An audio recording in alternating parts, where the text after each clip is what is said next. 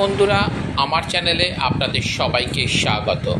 আজ আমি আপনাদের এমন কিছু কথা শোনাবো যেটা শুনলে আপনারা একটু হাসবেন, কিন্তু এটাই বাস্তব।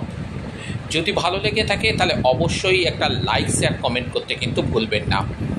ব্যাংকের লোকেরা পেন বেঁধে রাখে, ঔষধের লোকেরা কাঁচি বেঁধে রাখে, জেরক্সের দোকানে স্টেপলার বেঁধে রাখে, পান দোকানে লাইটার বেঁধে রাখে, কোর্টের উকিল চেয়ার বেঁধে রাখে, ট্রেনের টয়লেটে মগ বেঁধে রাখে, ধনী মানুষেরা বাড়িতে কুকুর বেঁধে রাখে, মেয়েরা রাস্তায় বেরোনোর সময় মুখ বেঁধে রাখে, স্ত্রীরা স্বামীকে আঁচলে বেঁধে রাখে। কেউ কারোর ওপর ভরসা করতে পারছে না।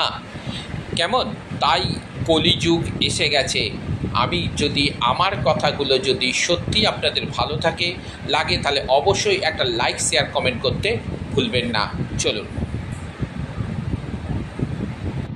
যদি আমার কথাগুলো যদি কারোর খারাপ লেগে থাকে তাহলে কিন্তু আমি আমার ব্যক্তিগত তরফ থেকে ক্ষমা প্রার্থী, আমাকে ক্ষমা করবেন।